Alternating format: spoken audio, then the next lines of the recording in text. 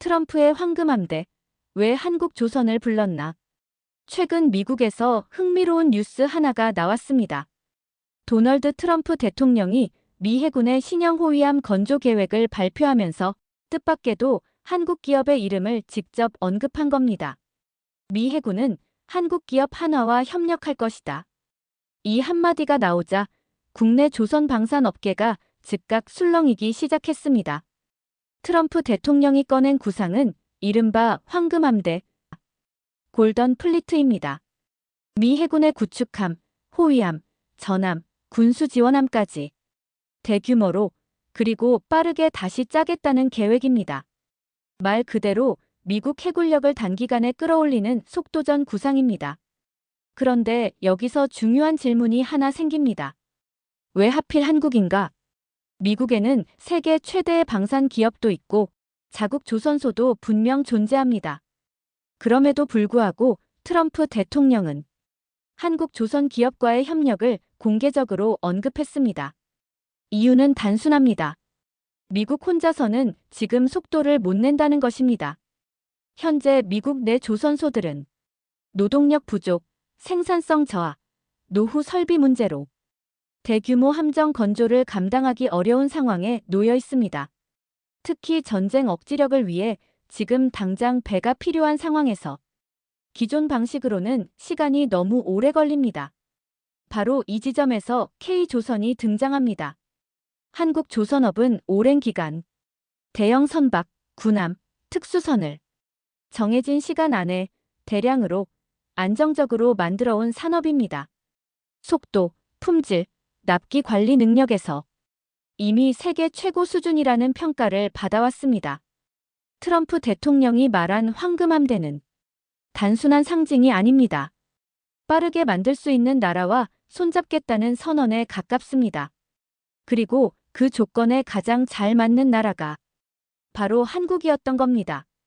이 발언 직후 한화오션 주가가 급등한 것도 시장이 이 메시지를 즉각 이해했기 때문입니다.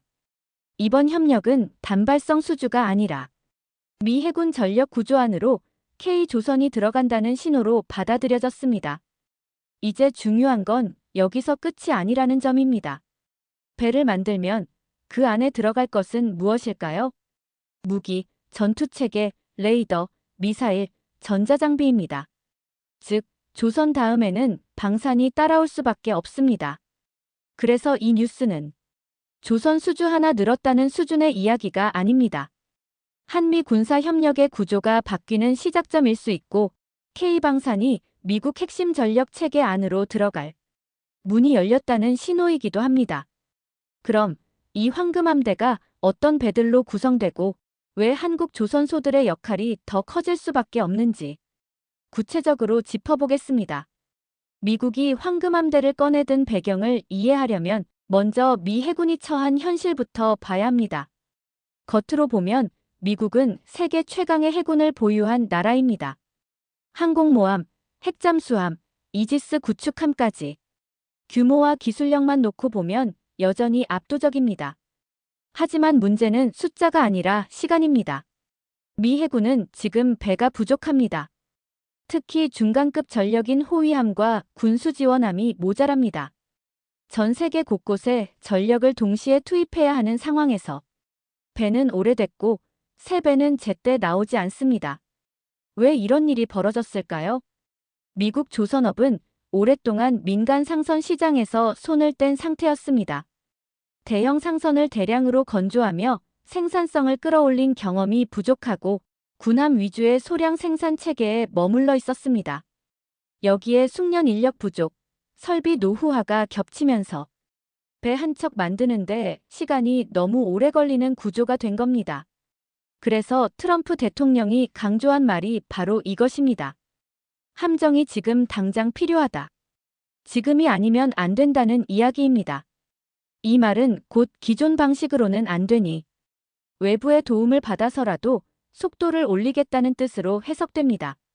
여기서 등장하는 개념이 바로 멀티야드 방식입니다.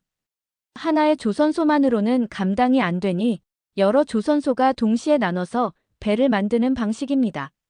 설계는 한 곳에서 하되 블록 제작과 조립을 여러 곳에서 분담하는 구조입니다. 이 방식에서 가장 중요한 조건은 단 하나입니다. 정해진 기준을 정확히 지키며 같은 품질을 유지할 수 있느냐입니다. 이걸 해본 나라가 많지 않습니다. 그리고 그 경험을 가장 많이 쌓은 나라가 바로 한국입니다.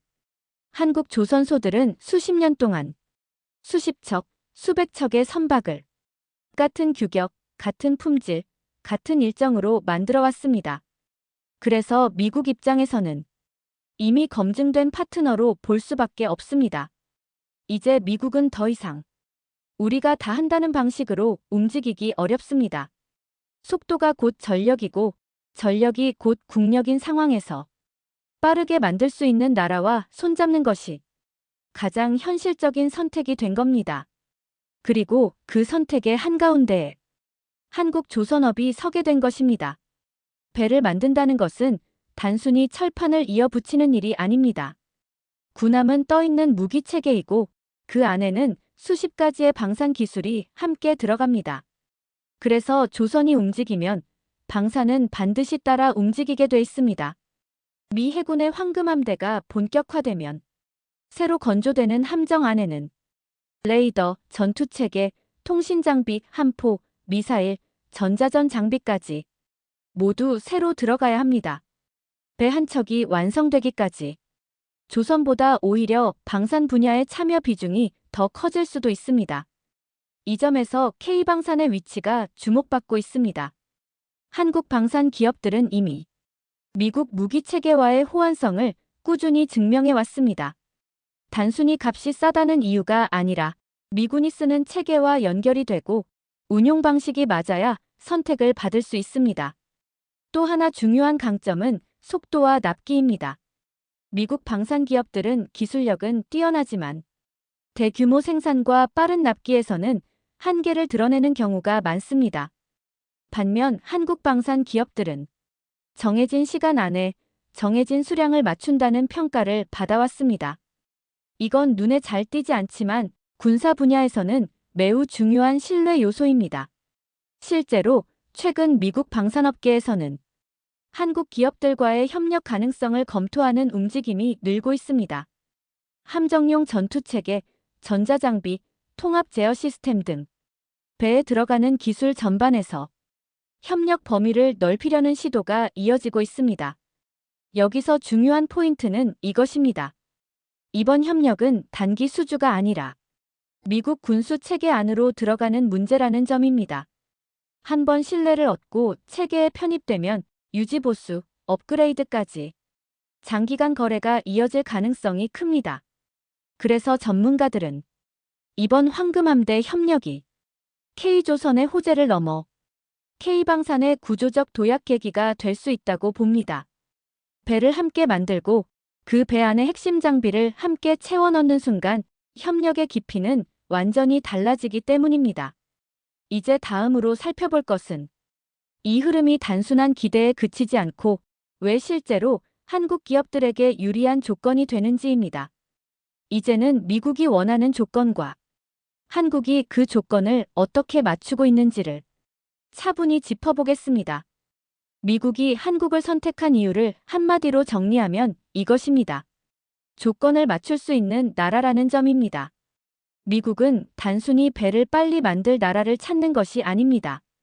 자신들이 원하는 방식으로 자신들의 체계에 맞게 그리고 정치 산업적으로도 부담이 적은 파트너를 원합니다. 첫 번째 조건은 호환성입니다. 미 해군의 함정은 이미 오랜 기간 축적된 무기 체계와 연결돼 있습니다. 레이더, 전투관리 체계, 통신망, 미사일 운용 방식까지 모두 하나의 거대한 시스템으로 움직입니다. 아무리 좋은 기술이라도 이 체계와 맞지 않으면 채택되기 어렵습니다. 한국 방산 기업들은 이 부분에서 강점을 갖고 있습니다. 미국 무기 체계와의 연동 경험이 이미 축적돼 있고 동맹국으로서 기술 협력에 대한 신뢰도도 높습니다. 러시아나 중국 기업과는 비교 자체가 되지 않습니다. 두 번째 조건은 현지 생산과 기술 이전입니다. 트럼프 대통령이 강조하는 핵심 메시지는 늘 같습니다. 미국에서 만들고 미국 일자리를 늘려야 한다. 그래서 미국은 단순히 해외에서 만들어 가져오는 방식보다는 미국 내 생산을 전제로 한 협력을 선호합니다. 이 점에서도 한국은 유연합니다. 현지 조선소 활용, 기술 지원, 공동 생산 등 여러 형태의 협력 모델을 제시할 수 있습니다. 유럽 일부 국가들은 기술 이전에 매우 보수적이지만 한국은 비교적 현실적인 접근을 해왔습니다. 세 번째 조건은 가성비와 납기입니다.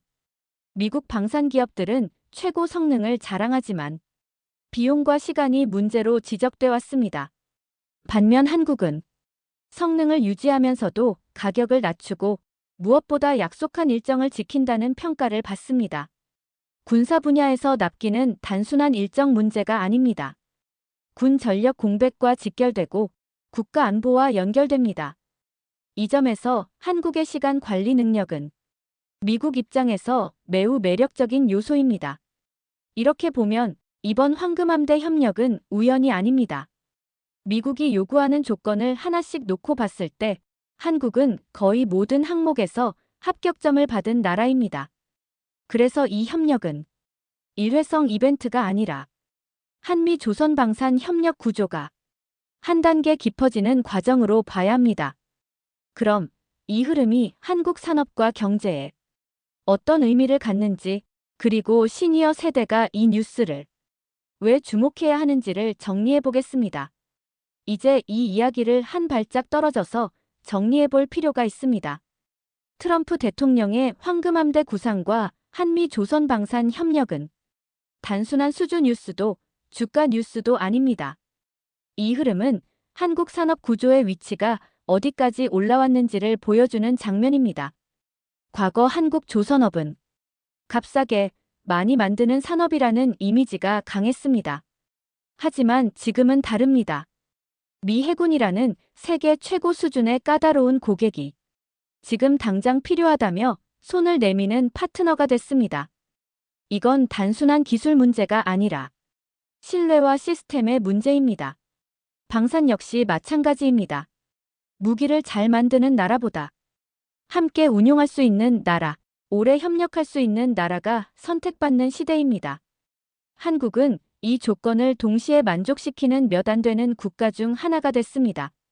물론 과제도 분명히 있습니다. 미국과의 협력이 깊어질수록 기술 보안, 수익 구조, 의존도 문제를 함께 관리해야 합니다. 또 단기 성과에만 집중하다 보면 국내 기술 자립과 장기 전략이 흔들릴 수도 있습니다. 그래서 이 흐름은 무조건 좋다가 아니라 잘 관리해야 오래 간다는 관점으로 봐야 합니다. 그럼에도 불구하고 이번 협력이 갖는 의미는 분명합니다.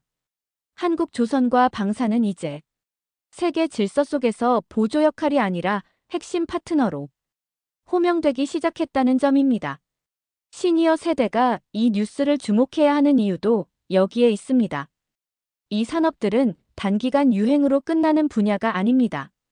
수십 년간 국가를 먹여 살려왔고 앞으로도 오랫동안 한국 경제와 안보를 떠받칠 축입니다. 즉, 오늘의 황금함대 뉴스는 우리 자녀 세대, 손주 세대의 일자리와도 이어진 이야기입니다. 조용히 흐르지만 방향은 분명합니다. 배를 만들던 나라에서 체계를 함께 설계하는 나라로 한국 산업은 한 단계 위로 올라가고 있습니다. 그래서 이 뉴스는 흥분할 필요도 과장할 필요도 없습니다. 다만 차분히 그러나 분명하게 지켜볼 가치가 있는 변화입니다. 그리고 그 변화의 중심에 지금 한국이 서 있다는 사실만은 분명합니다. 감사합니다.